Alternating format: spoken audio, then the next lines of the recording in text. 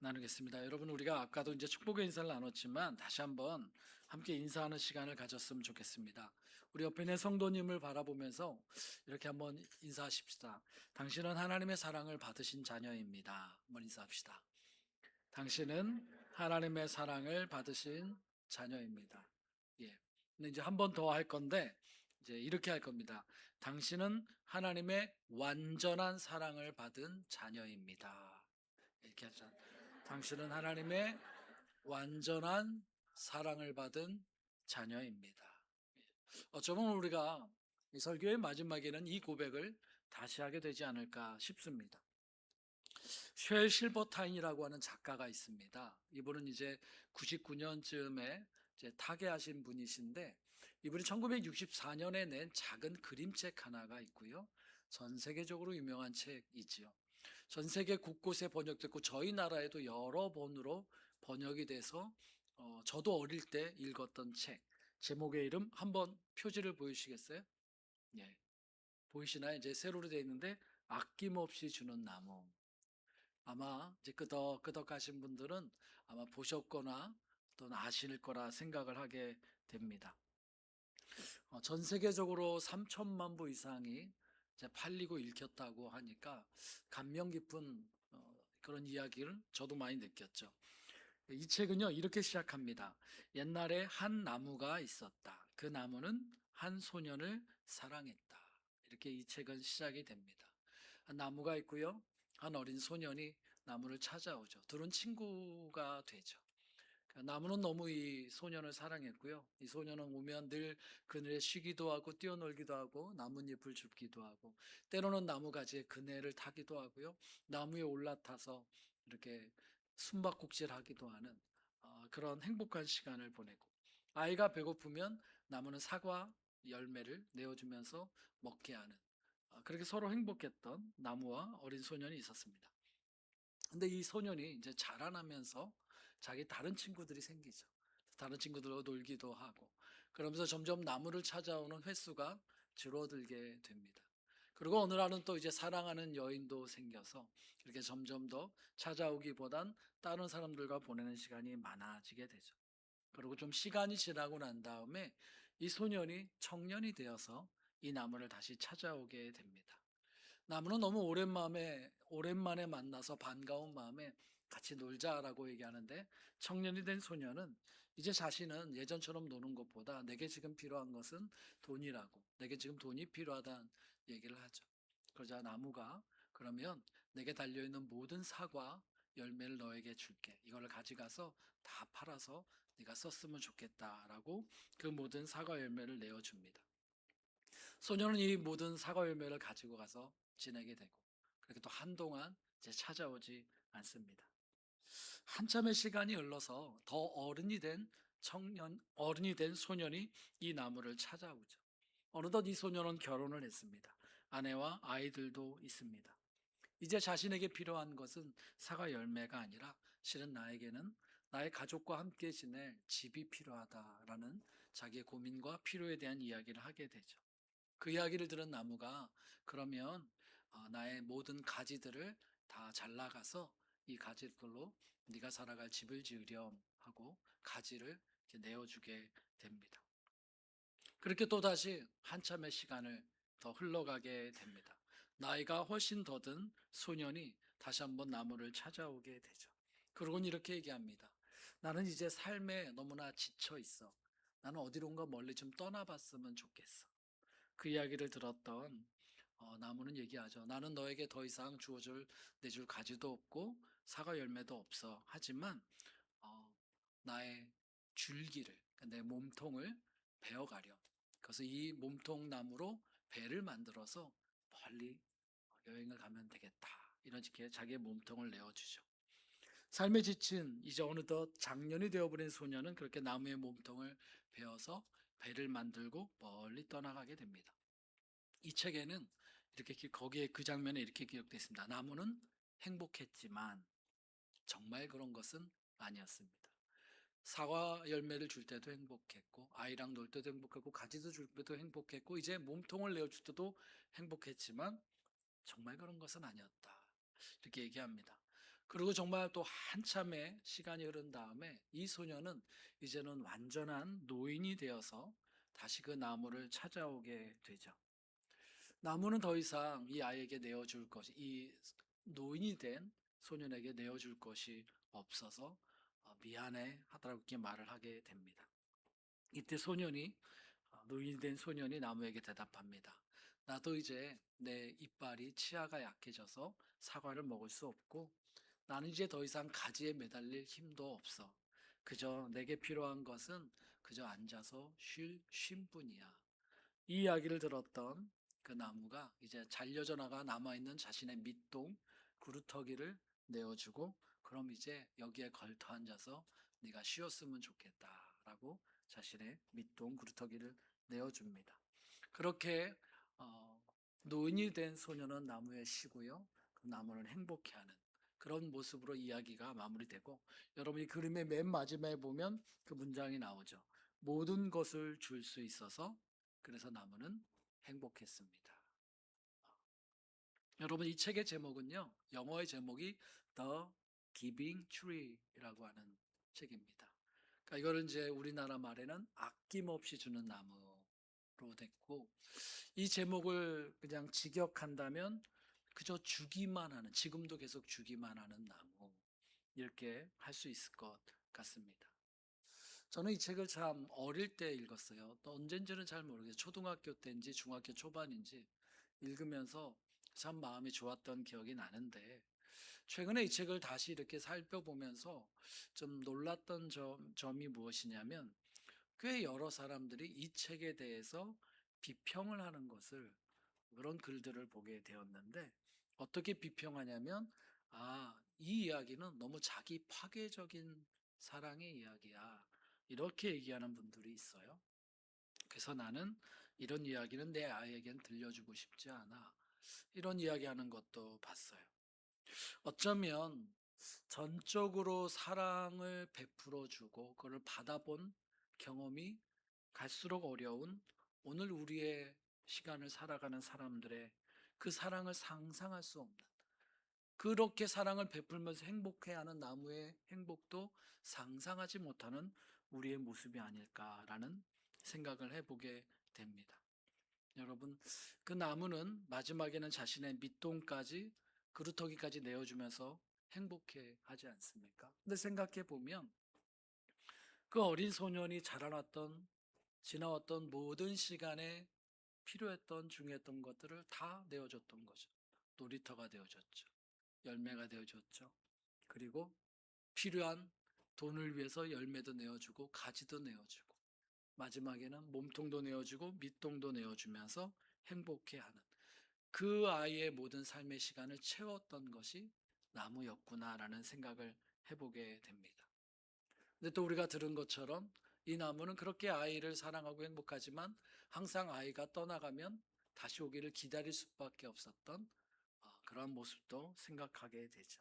그렇게 보면 여러분 우리가 믿고 또 찬양하는 우리 예수님은 그렇게 나무처럼 한 곳에 심겨진 채 못 오시는 분이 아니라 실은 우리의 삶의 자리까지 찾아오실 수 있었던 찾아오셨던 분이구나라는 생각을 해보게 됩니다. 나무는 놀이터를 주고 열매를 주고 가지를 주고 그렇게 밑동에 앉게 해줬다면 우리 주님은 더하여서 어쩌면 그 나무의 밑동까지 뽑아서 뿌리까지 뽑아서 다 내어주는 그렇게 우리를 대신해서 우리가 받아야 될 심판의 불 속까지 들어가시면서 우리를 살려주신 우리를 찾아오셨던 우리를 위해 십자가까지 걸어가셨던 우리 주님이다라는 걸 다시 한번 생각해 보게 됩니다. 아마 앞서 말씀드렸던 이 이야기, 아낌없이 주는 나무의 비평, 오늘날의 비평가들이 그런 자기 파괴적인 사랑일 뿐이야 라고 비평한다면 만약 그분들이 이 주님의 이야기, 아니 그저 밑동에만이 아니라 그것까지 뿌리채 뽑아 자신을 내어주듯이 십자가에 자기를 내어주신 예수님의 이야기를 듣는다면 아마 그들은 감당하지 못할 것, 손사래를 치지 않을까 생각해 보게 됩니다. 그런 사랑이 어디 있어? 그런 게 어떻게 가능해? 손살에 치고 말 것입니다. 근데 여러분, 이 일은 실제로 엄연히 벌어졌던 사실입니다. 주님께서는 십자가에 달리실 때 우리의 죄악을 다 짊어지시고 그 죽음, 그 버려지심의 고통 속에서 울부짖으셨죠.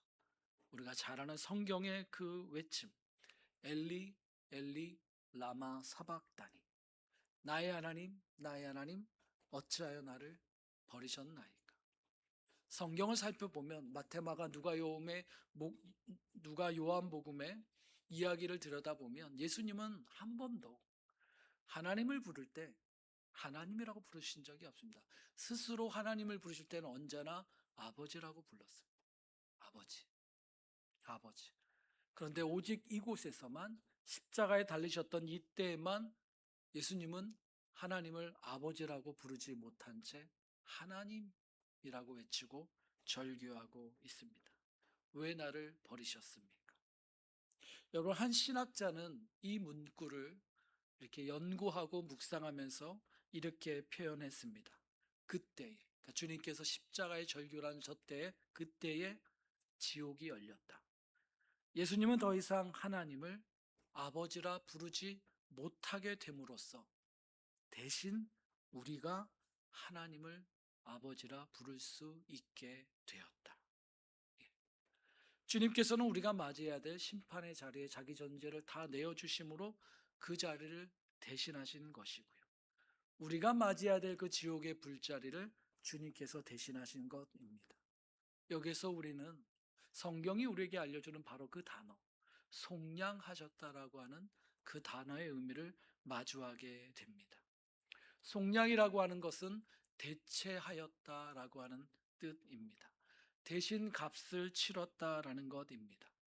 우리 죄로 인해 받아야 될 그 심판의 자리에 우리 주님께서 우리를 대체하여서 대신 앉으셨다라고 하는 것입니다.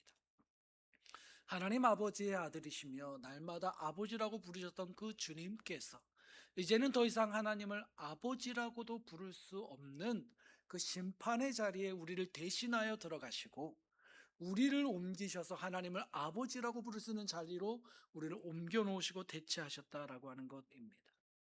주님은 당신의 밑둥까지 뽑아내시듯이 자신의 전 존재를 내어주셔서 그렇게 우리의 자신을 대신하시고 우리를 은혜로 사신 것입니다. 여러분, 우리가 받은 이 아낌없이 내어주신 이 사랑, 실은 세상으로 보면 이해할 수 없는 사랑인 것 같습니다. 이해할 수 없는, 어떻게 이런 사랑을 주실 수 있을까? 이해할 수 없기 때문에 어떤 이들이 그거는 그저 자기 파괴적인 모습일 뿐이라고 말하는 이 시대를 실은 부끄럽게 하는 사랑이고 이 시대를 압도하는 사랑이다 생각하게 됩니다.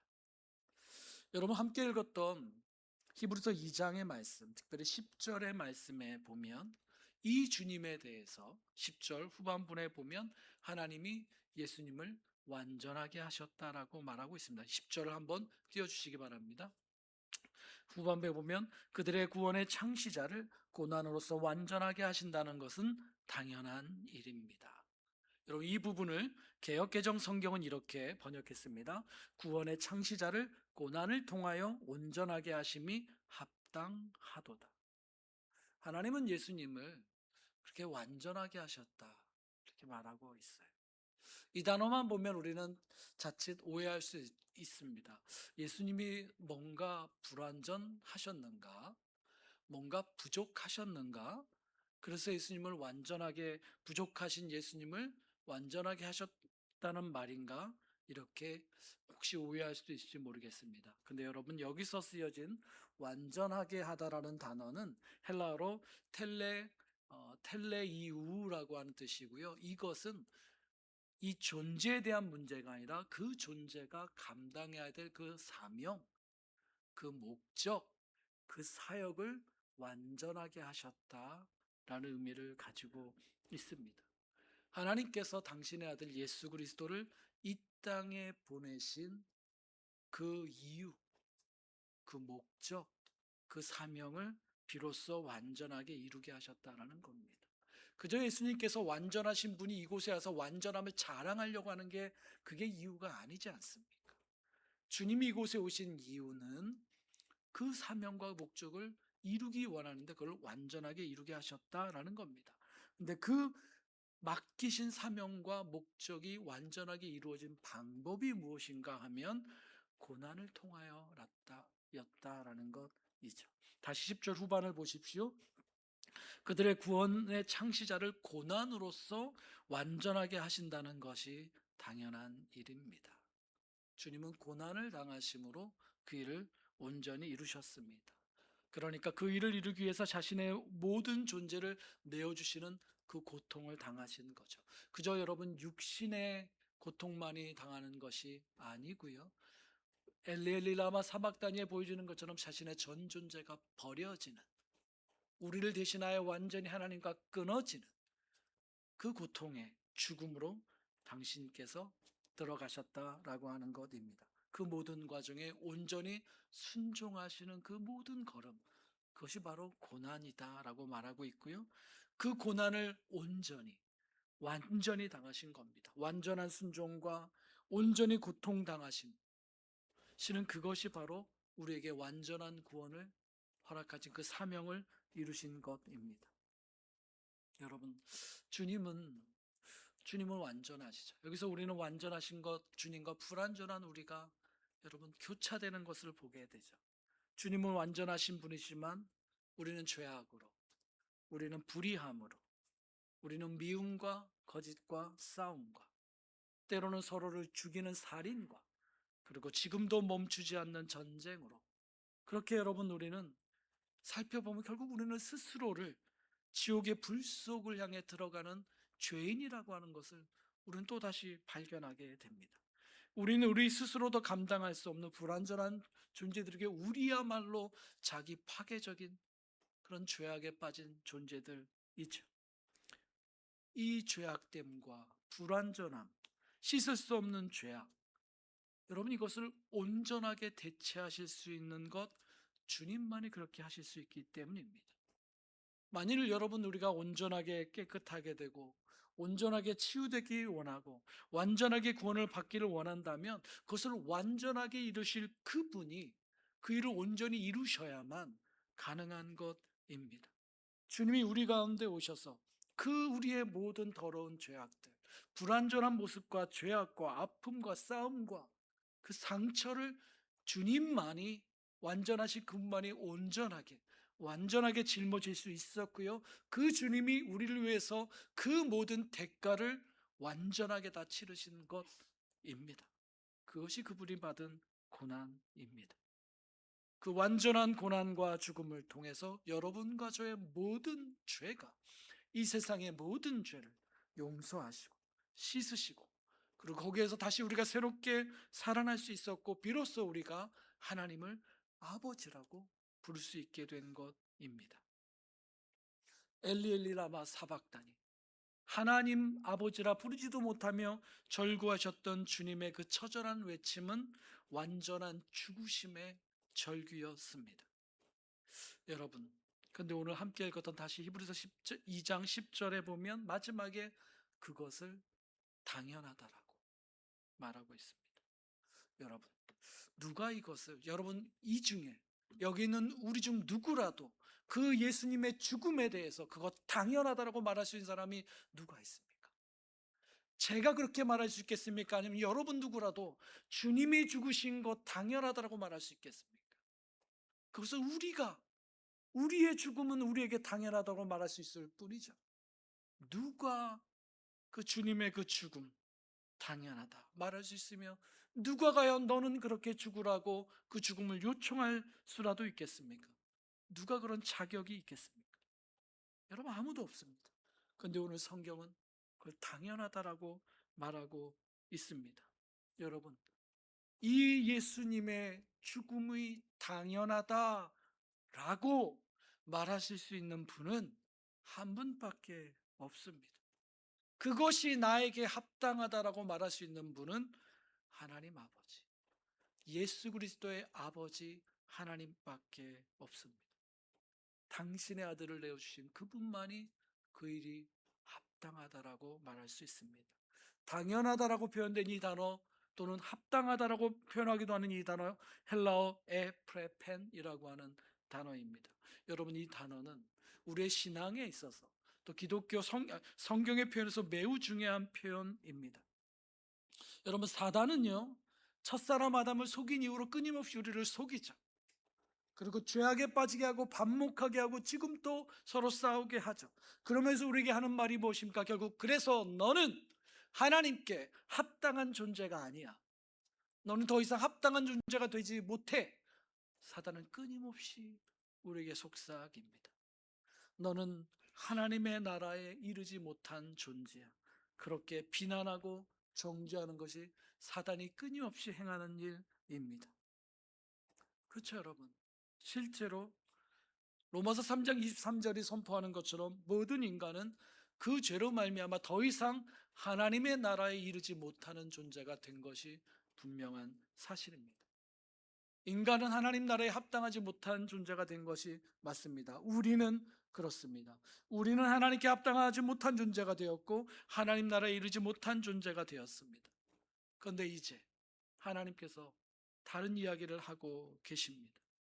하나님께서 말씀하시는 이 합당한 것이 무엇일까요? 우리가 합당해서가 아니라 합당하지 못한 우리를 그리스도 예수께서 우리의 모든 그 죄악을 짊어지시고 십자가의 죽으심으로 우리를 하나님 아버지 앞에 이제는 그 피로 씻으신 합당한 존재가 되게 하신 그 길이, 그 십자가의 길이야말로 하나님 아버지께 합당하다는 것입니다. 우리가 아니에요. 우리를 위해 십자가의 길을 걸어가신 그 길만이 하나님께 당연하다, 합당하다라고 말씀하고 있습니다. 하나님 아버지께서 품으셨던 그 구원의 계획과 그 뜻과 그 계획과 뜻을 자신의 몸으로 삶으로 받으셔서 십자가로 이루신 예수 그리스도의 그 십자가의 그 길, 그 방식만이 하나님께 합당하다라고 하는 것입니다. 여러분, 이것이 왜 합당합니까? 여러분, 그 엄청난 죄악의 그 대가, 심판을 하나님은 공의로서 심판하셨습니다. 그 죄에 대한 심판을 하셨습니다. 그러나 그 심판을 당신 아들에게 하셨습니다. 하나님은 공의의 심판을 행하시되 그러나 당신의 아들에게 행하심으로 죽어야 될 우리를 하나님 앞에 다시 살리시고 합당하게 하신 그 사랑을 이루셨습니다. 십자가에서 우리는 하나님의 공의를 보고 동시에 거기서 우리를 향한 하나님의 사랑을 보게 됩니다. 세상의 끔찍한 죄악을 심판하시는 하나님의 심판과 그러나 그 속에서 우리는 살려내시는 하나님의 사랑을 보게 됩니다. 그것이 합당한 일이고 그것이 바로 하나님의 의입니다. 하나님의 의는 십자가에서 온전하고 가장 강력하게 드러나고 있습니다. 성경이 말하는 의, 하나님의 의가 바로 이것입니다. 그러하기 때문에 더 이상 그 누구도 합당하다 하신 그 하나님 앞에서 그 누구도 비판할 수 없습니다. 사단의 정죄함도 이제는 더 이상 효력이 없습니다. 다 꺾여버리고 맙니다. 당신의 아들까지 내어주신 하나님 아버지의 그 사랑, 의로운 사랑, 그리고 그 말씀에 순종하여서 십자가에서 자신의 피를 흘리시고 우리를 지켜주신 그 보혈의 능력과 사랑 앞에 어떤 비판도 정죄함도 꺾여질 수밖에 없습니다. 여러분, 우리는 이제는 우리의 의로움으로 하나님 앞에 서려고 하는 어리석음은 내려놓아야 됩니다. 그 어리석음은 깨달아야 됩니다. 어리석다라고 하는 것은 그러지 않고 내 의로움으로 하나님 앞에 서려고 하는 것 자체가 실은 여전히 죄악된 본성 가운데 있는 겁니다. 내가 스스로 내 죄를 씻을 수 있다라고 말하는 것 자체가 주님, 여러분, 그것이 불의함입니다. 그 어리석음을 빨리 깨달아야 됩니다. 어떻게 그 어리석음을 깨달을 수 있을까요? 내가 죄인이라는 것. 여러분, 우리가 도덕적인 반성을 하면, 철학책을 계속해서 들여다보면 그러면 그걸 깨달을 수 있을까요? 그렇지 않습니다. 여러분, 우리가 십자가에 달리신 그분 앞에 섰을 때에, 그분을 바라볼 때야 비로소 우리는 우리의 죄악의 심각성을 거기에서야 비로소 깨달을 수가 있습니다. 그저 그냥 미안함, 죄책감, 도덕적 반성이 아니라 십자가에 달리신 그분 앞에 섰을 때 우리 존재의 심각함을 깨닫게 되고 내 존재에 대한 회개가 비로소 터져나오게 됩니다. 내가 죄인입니다. 여러분, 그렇다면 여러분, 엄밀하게 말한다면 우리는 우리가 죄인이었음을 깨달았기 때문에 십자가 앞에 가는 게 아니라는 겁니다. 그게 아니에요. 반대예요. 우리가 십자가 예수를 만나게 됐을 때 그때야 비로소 내가 죄인이었구나라는 것을 깨닫고 고백하게 된다는 겁니다. 만일 어떤 사람이 아직도 십자가에 달리신 그 예수님을 만나지 못했다면 그 사람은 진정으로 자신이 누구인지 아직도 만나지 못한 것과 똑같다는 말입니다. 십자가 예수를 내가 만나지 않았다는 것은 내가 참으로 죄인이라고 하는 것을 아직도 깨닫지 못했다라고 하는 것입니다. 그러면 여러분, 우리가 기도를 한다면 기도의 내용의 순서가 바뀌어져야 돼요. 하나님, 내가 누군지 깨닫게 해주세요가 아니라 주님, 십자가에 달리신 예수님이 누구인지 저로 깨닫게 해주세요. 그 예수님 속에서 비로소 나를 보게 되는 겁니다. 죄인이었던 나를 보게 되고, 그러나 용서받은 나를 보게 되고, 하나님의 자녀가 된 나를 비로소 보게 되는 것입니다. 거기에서 비로소 우리는 나의 의가 아니라 나를 위하여서 당신의 아들까지 내어주신 하나님의 의를 우리는 비로소 고백할 수 있게 되는 것입니다. 그 십자가 앞에서 나의 죄인됨을 자백하고 나를 용서하신 하나님의 의로우심을 고백하게 되는 것이죠. 여러분, 오늘 히브리서 말씀은 주님께서 그 고난을 받으심으로 온전한 구원자가 되셨다라고, 완성하셨다라고 말씀하고 있어요. 그 구원의 사역을 완성하셨어요. 우리에게 주어진 주님의 그 구원의 사역은 완전한 사역, 사랑입니다. 완전한 구원을 우리에게 허락하신 것입니다. 그것이 우리에게 베푸신 하나님의 의로우심입니다. 여러분, 오늘 우리가 읽었던 마태복음 5장 6절은 이렇게 말씀하고 있죠. 의에 줄이고 목마른 자, 그 사람에 대해서 말하고 있습니다. 여러분, 아마도 그래서 우리 주님 예수님이야말로 그 하나님의 의로우심에 대해서 가장 목말라 하시고 가장 줄이셨던, 가장 갈망하셨던 분이었을 것입니다. 하나님의 그 의로움을 온전히 이루시고자, 그것을 참으로 이루시고자 끝까지, 마지막까지 십자가까지 참으시며 그 하나님의 의로움을 이 땅에 이루신 우리 주님이십니다. 우리 주님이야말로 의에 줄이시고 목마르신 주님이셨음을 우리가 기억하기를 원합니다. 여러분, 예수님이 처음 공생애를 시작하셨을 때요, 사단은 그 광야에서 시험 받을 때 이런 시험을 했었죠. 그렇게까지 갈 필요 없잖아. 내게 절만 한 번 하면 이 모든 것을 너에게 줄게. 사단은 그렇게 속삭였습니다. 이것은 거짓입니다. 여러분, 이 거짓은 그런 하나님의 의로움을 이루는, 온전히 이루는, 하나님께 합당한 그 의로움의 길은 저버리는, 그저 영혼을 두고 거래하는 악마의 거래일 뿐입니다. 영혼을 사고 팔려고 하는 악마의 거래일 뿐이죠. 주님은 그 거래를 거절하셨어요. 그리고 끝까지, 마지막까지, 십자가까지 하나님의 그 의로움의 길을 걸어가셨습니다. 자신의 생명을 다 내어주시면서 자신의 밑둥까지 다 뽑아서 우리를, 그 불의한 자리에 있는 우리의 자리에 앉히시고 심판을 받으시고 우리를 당신의 자녀됨의 자리로 옮기시면서 하나님의 공의와 사랑을, 그 의로움을 온전히 이루셨습니다. 주님이야말로 그래서 그 의로움으로 배부른 분이 되셨죠. 마태복음 5장 6절, 의에 줄이고 목마른 사람은 복이 있다. 그들이 배부를 것이다. 주님은 그야말로 십자가의 그 순종함을 통하여서 하나님의 의로움을 온전히 이루시고 그리고 그 의로움으로 배부르신 분이 되신 거죠. 여러분 함께 읽었던 히브리서 2장 10절과 11절 말씀을 봅시다. 한번 띄워주시기 바랍니다. 히브리서 2장 10절 중간 그러므로부터 제가 이렇게 12절까지 읽겠습니다. 그러므로 하나님께서 많은 자녀를 영광에 이끌어 드실 때에 그들의 구원의 창시자를 고난으로서 완전하게 하신다는 것은 당연한 일입니다. 거룩하게 하시는 분과 거룩하게 되는 사람들은 모두 한 분이신 아버지께 속합니다. 그러므로 예수께서는 그들을 형제자매라 부르시기를 부끄러워하지 않으셨습니다. 하나님께서 그토록 원하셨던 것, 당신의 그 의로우심으로 그 많은 영혼을 다시 살리셔서 하나님의 자녀됨의 영광, 이제 예수님처럼 아버지라고 부를 수 있는 그 자녀됨의 영광으로 이끌어 드시는 그 일을 우리 주님께서 이루신 것입니다. 많은 자녀들을 그 영광에 이루게 하신 거죠. 그 의로우심으로 배부르신 주님. 여러분, 그 일은, 이 의로운 일과 구원의 역사는 지금도 이루어지고 있어요.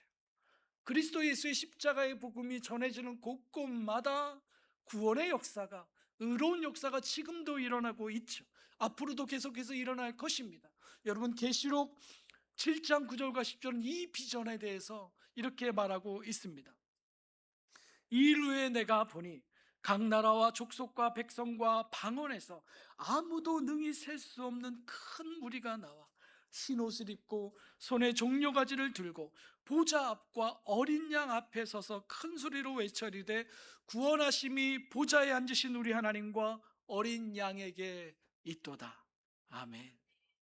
각 나라에서, 각 민족에서, 수많은 언어권에서 셀 수도 없는 많은 무리가 하나님 보좌 앞과 어린 양 예수 그리스도 앞에 나와서 그분의 의로우심과 구원으로 찬양하는 것, 주님은 이미 그 영혼들로 인하여서 배부르신 거죠. 그 의로우심 앞에 순종했을 때 그 많은 영혼을 구원하심으로 우리 주님의 영혼이 그 누구보다 배부르신 거죠. 여러분, 우리 주님은 그 하나님의 의로우심을 온전하게 이루셨습니다. 여러분과 제가 받은 그 사랑은, 하나님의 사랑은 완전한 사랑입니다. 세상 그 어디 곳에도 외칠 수 있는 정말 하나님에게 온전히 합당한 그 의로운 일을 우리 주님께서 이루셨습니다. 우리 다시 한번 옆에 있는 분을 한번 보고 인사합시다. 당신은 하나님의 완전한 사랑을 받은 자녀입니다.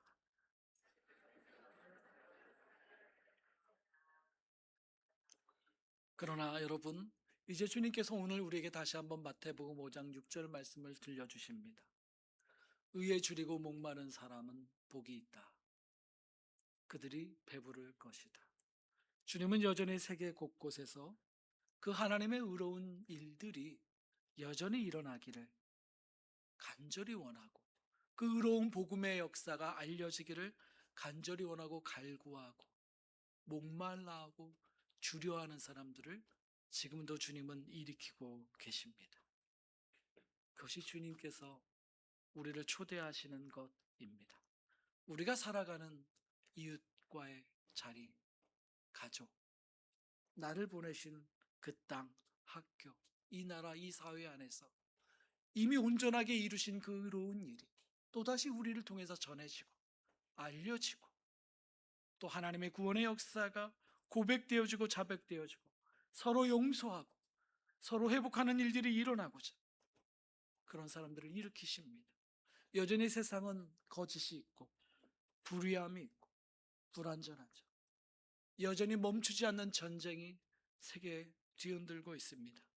하지만 그 속에서 하나님의 의로우심 때문에 감격하고 그 의로우심의 길로 소망하며 그것에 주려하고 목말라하면서 그 땅을 묵묵히 걷게 하시고 그것을 떠나지 않게 하시고 그저 세상을 쉽게 바꾸려고 하는 유혹에 빠지지 않게 하시고 주님께서 끝까지 걸어가셨던 것처럼 이 세상의 아픔과 불의함을 붙잡고 기도하며 버티며 의로움으로 기도하는 자들을 주님은 지금도 일으키시고 그 마음을 부어주시며 초대하시며 기다리고 계십니다. 사랑하는 여러분, 저는 여러분의 삶의 자리에서 그 의로움의 길을 가시는 분들 되시기를 바랍니다. 종종 그런 생각을 하게 됩니다. 언제까지 가야 될까요, 주님? 그런 생각을 종종 하게 됩니다. 내가 이렇게 은혜를 받았으니 여기까지만 하고 그냥 하나님 자녀가 됐으니 좀 편하게 살면 안 될까요? 그런 생각을 해보게 됩니다. 주님은 우리는 이거 언제까지요? 라고 묻는 우리에게 주님의 대답은 다르신 것 같습니다. 주님의 대답은 시간에 대한 대답을 하지 않으시고 주님의 대답은 이겁니다. 그들이 배부를 것이다.